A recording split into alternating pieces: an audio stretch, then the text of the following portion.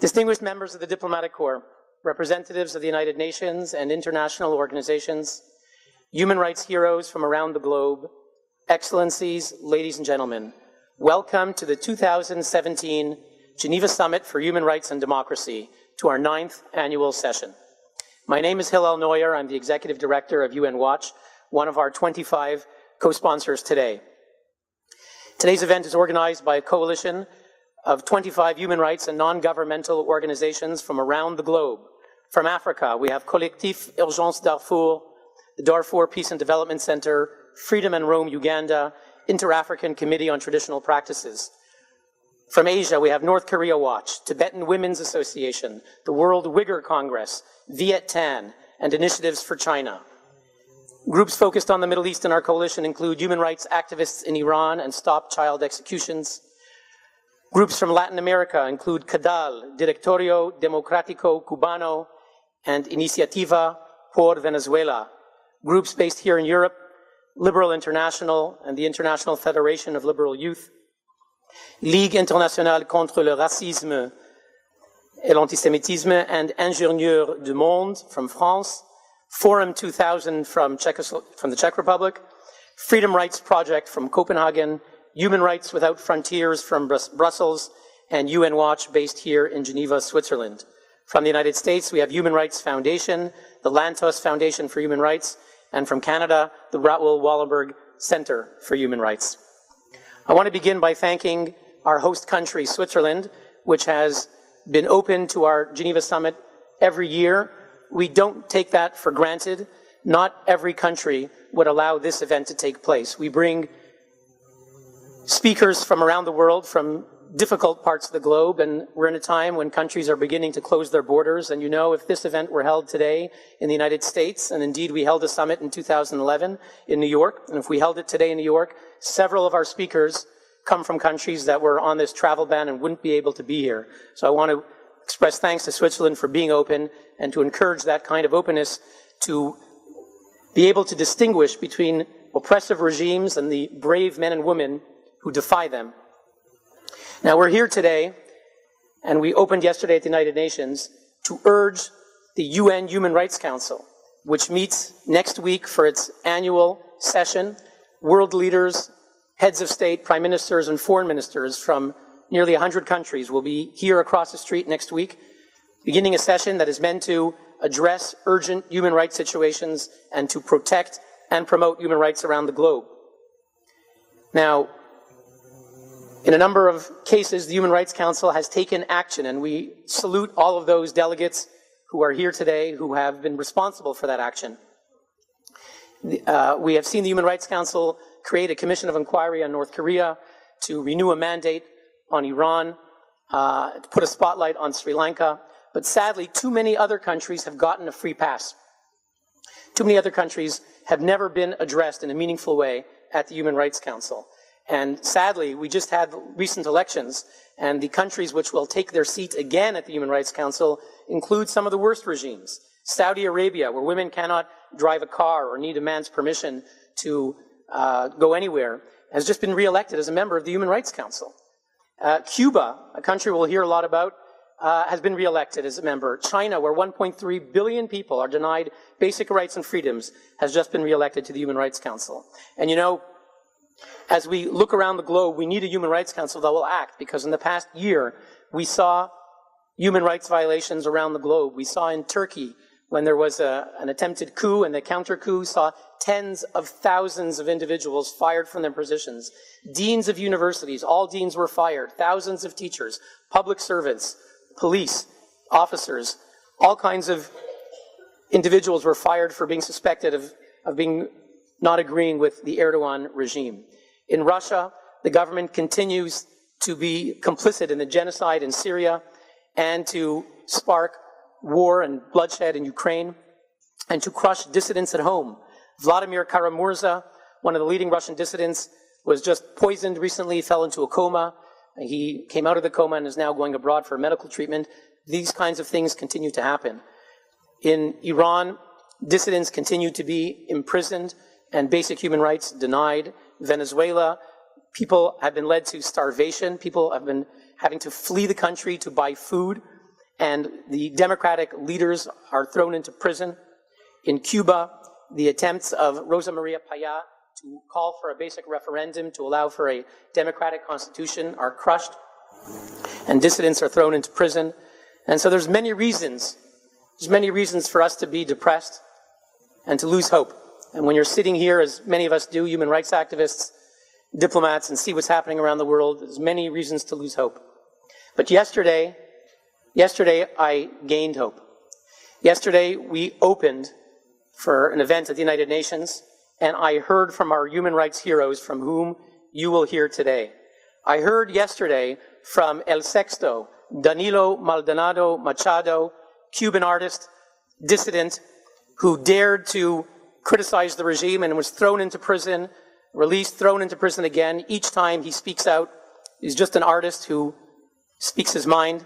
He was just released from prison 4 weeks ago, and before we knew that he was getting out, we invited his girlfriend, who has fought for his freedom, to come, and I said to Alexandra, if Danilo gets freed, I want both of you to come, and they're both here, and we're going to hear from them very soon. And Cuba has never been addressed, not in a resolution, not in a commission of inquiry, not in a special session, but we'll hear from Danilo, and we'll see his art later on today, and we'll know why Cuba is an urgent issue.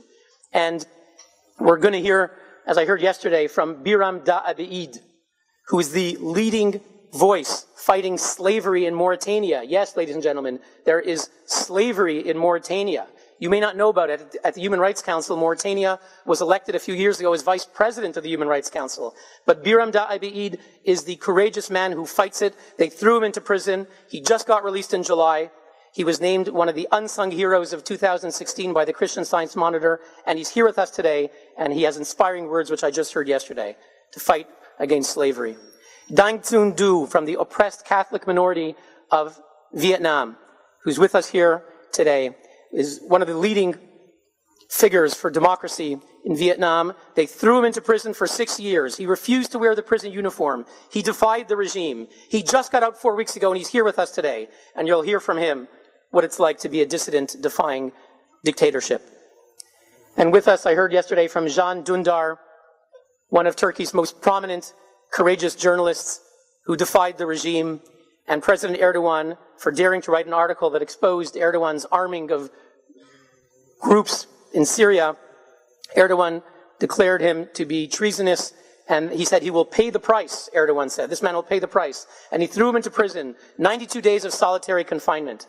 When during his court case, a man, perhaps hearing the words of President Erdogan, came to assassinate him, and Can Dündar's wife was there and was able to stop the gunman, and he was saved. He's now been exiled, and we'll hear from him, and we'll be inspired. And you know, when I saw a few days ago that President Donald Trump, the President of the United States, said that CNN and CBS and ABC and other news networks are the enemy of the people, I condemned those remarks, and I said, I just met with someone who was declared by his president to be an enemy of the people. Don't say those words. Words carry consequences. Beware. And here in Geneva, sadly, Turkey, not only has it never been addressed, not only was there not an emergency session when thousands of teachers and deans were fired and human rights restricted and journalists thrown into prison, not only has it never been addressed in any special session, commission of inquiry, or resolution, but Turkey here a few months ago was a member of the core group that introduced a resolution on internet freedom in a country that often shuts down the internet. How absurd. And we're going to hear, as I heard yesterday, from Chito Gascon, the chair of the Human Rights Commission of the Philippines, who dares to take on his president, Duterte, who has declared war on drug suspects and boasts about killing drug suspects as young as 9 or 12 years old.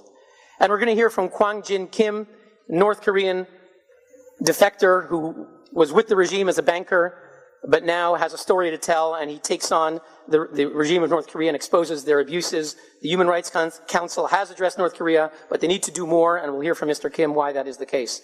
And we're going to hear from Antonietta Ledesma, who I just heard from yesterday, and this week marks 2 years since her father, Mayor Antonio Ledesma, was thrown into prison for the crime of defying Chavez Maduro regime and speaking out for democracy.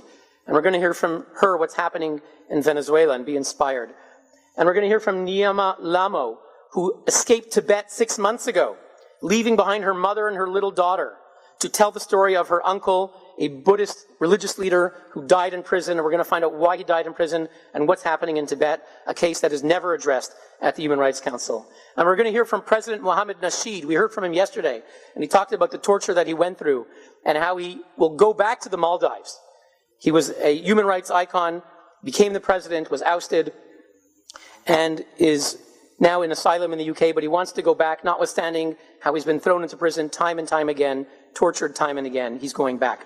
And we heard from Zhana Nemtsova, whose father, Boris Nemtsov, leading dissident of Russia, was killed steps away from the Kremlin. And I mentioned Vladimir Kara-Murza, a member of her association. She created the Boris Nemtsov Foundation for Freedom to perpetuate her father's legacy. And her father warned her, if you take this path, before he died, before he was killed, he warned her, if you take this path, you will lose your job and you'll have many difficulties. But she has chosen the path to fight for freedom, and she makes her father proud. And we're going to hear from Anastasia Zotova, who married the political prisoner Ildar Dadin, who's behind bars for the crime of making peaceful protest against Vladimir Putin. And we heard good news recently that he might be released. We hope that will be soon. We'll hear from her.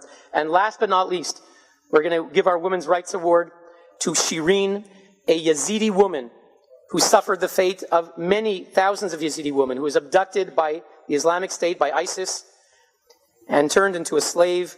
And she survived, and she didn't just survive, she fights back, and she wrote a book to tell her story, to demand that the world stop ignoring the plight of at least 3,000 women and girls who continue to be abducted by ISIS. Ladies and gentlemen, what we have here in this room is a United Nations of moral heroes. And when I heard from them yesterday, as you'll hear from them today, I think you will rise to the mountaintop. And what we want is for the real United Nations, when it meets next week, to live up to its founding dream of the United Nations Charter, the founding dream of the Universal Declaration of Human Rights, and we want the United Nations to look like the United Nations of moral heroes that we have here today.